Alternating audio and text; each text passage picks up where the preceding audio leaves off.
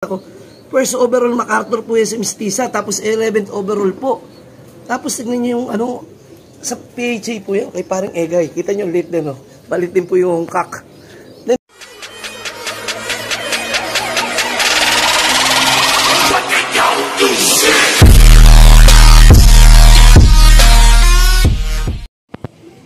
magandang umaga mga kasubis. Itutuloy ko po yung ating ano, kahit meron po tayong hindi magandang experience na naman, meron pong nanloko sa atin, itutuloy ko po at tatapusin ko po yung akin na simulan o akin na pangako na magkakaroon po tayo ng ano para sa amlodipine. Nasa katuparan ko na po yung para po naman po sa atin 10 lalambing sa ngayong darating na Kapasko. Mamaya mamimili po ako. Siguro ano lang po ako ng ham katulad ng dati, ham or kung ano pa po yung may share ko para po doon sa pamilya na aking lalambingin. Hindi, kahit mas maganda po hindi ko po kilala. Basta ang alam ko hindi yung talagang wala naman sa buhay o kaya hirap sa buhay. Lahat naman po tayo naghihirap sa buhay. Akala nyo si Bait, akala nyo mayaman. Tayo po nag-ano lang po tayo. Nagyayabang-yabangan lang tumulong. Gawa po ng mga ibon natin. Balik po tayo dito, kaya ito po inuna ko. Si White Eddie po, ito po yung bunsong anak niya inasa akin. Nandun po. Yung pang-amlodipine po kasi natin, siguro baka hindi nila nalalaman kung sino po yung White Eddie. Si White Eddie po, ito mga ibon po ni parang Egay Plato. Si Black Lady, si White Eddie, magkakadugo to si Dark Eddie, Dark Lady Eddie, yung po may dugo pa ni Rapa yan, saka ni Mistisa. Puro inbreed. Papakita ko mamaya kung ano po yan. Si Blue Lady Eddie. Puro 2K winner po yan. Parang Egay, pagpasensya mo ako. Pinakikita ko yung mga ginawa ng mga ibon mo. Mga, ang tawag dito. Gusto ko lang din sa katuparan.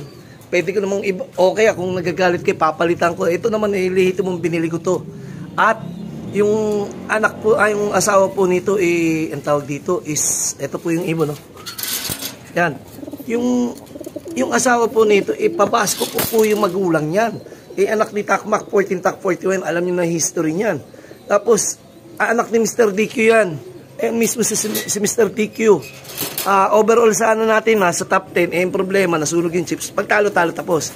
Ganito po, balik po tayo. Tignan po, ulitin po natin, ito pong White Eddie. 2K banded yan, 11th overall young bird. Ang magulang po nung kak na yun, tignan niyo po kung makatarungan para po sa amlodipine. Hindi po para sa akin yan. Para po diyan sa at para sa inyo kung gusto niyo amlodipine. Bibilang ko po kayo. Tignan po natin kung maka-50 hanggang isang lang katao po tayo.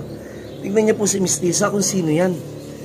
Ang magulang po nito White Eddie Cross Mistisa inbreed. Hindi ko naman po hilig magbigay o hindi po ako nagbibigay ng pets, pero papakita ko. First overall MacArthur po yan sa Mistisa, tapos 11th overall po.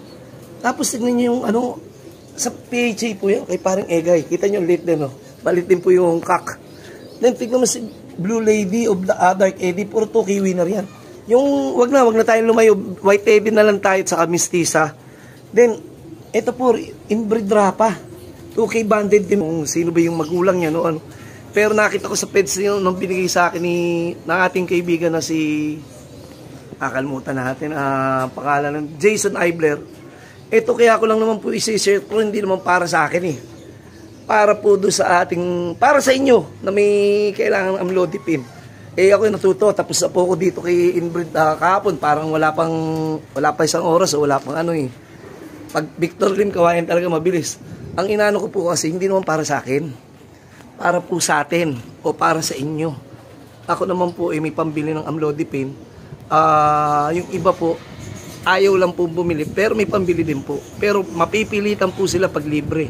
Makapagsagip po tayo ng buhay. Makapagsagip po tayo ng kung madadagdagan po sila ng 10 taon, makasama nila yung mahal nila sa buhay. Sana naintindihan niyo po Pwede ko namang hindi gawin ito mag-out Pwede ko namang hindi gawin ito Pero bakit ganun? Pababayaan ko na lang ba yung sarili ko pag lagi po ako may baon ng pang-BP. Ang gusto ko po, kahit paano sana, tumatak sa isipan nyo, importante po yung health. Hindi po biro yung may stroke. Hindi po biro yung nakaratay. At hindi po biro yung mawawala kayo gawa ng wala lang kayong maintenance. Hindi na po tungkol sa pag-iibon itong sinasabi ni Bayet, pero mawawala kayo sa mundo ng pag-iibon pag di nyo po minahal yung sarili nyo. Pagpasensaan nyo po ako, sana sa simpleng pamamaraan, tuloy ako naiiyak ako, gawa ng naluluha, hindi naiiyak. Gawa ng, ang dami ko kasing tinulungan. Kung nag-maintain lang sana, buhay pa sana ngayon. Sige, mamaya na po uli. What's up mga ka-showbiz? Yun o! Salamat!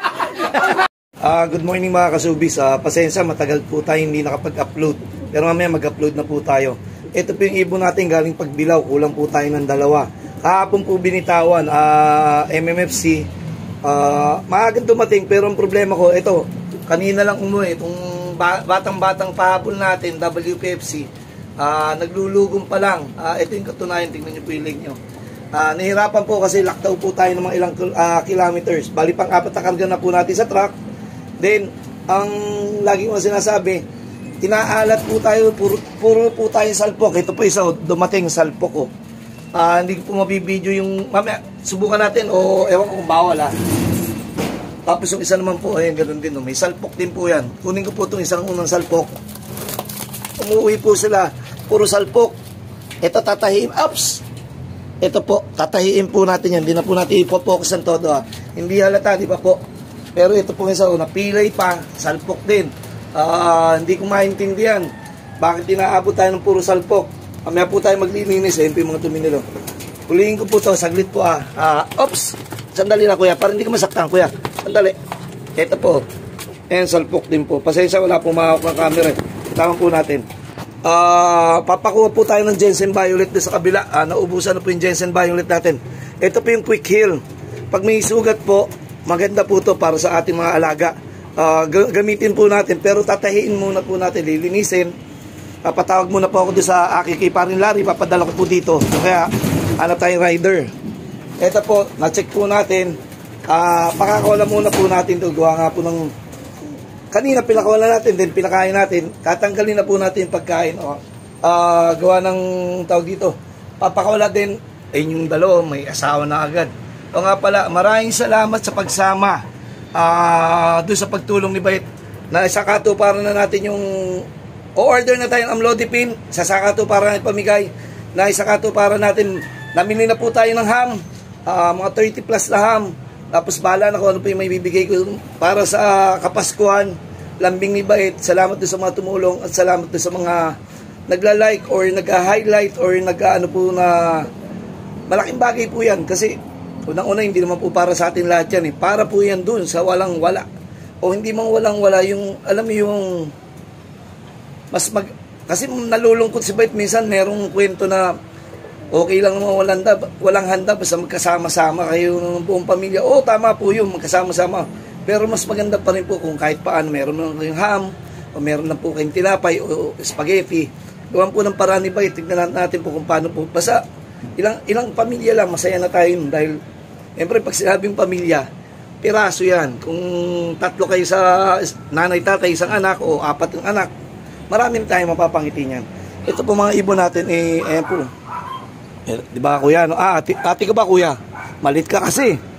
Pakakawalan ko muna po. Maraming salamat po ulit sa mga sumuporta.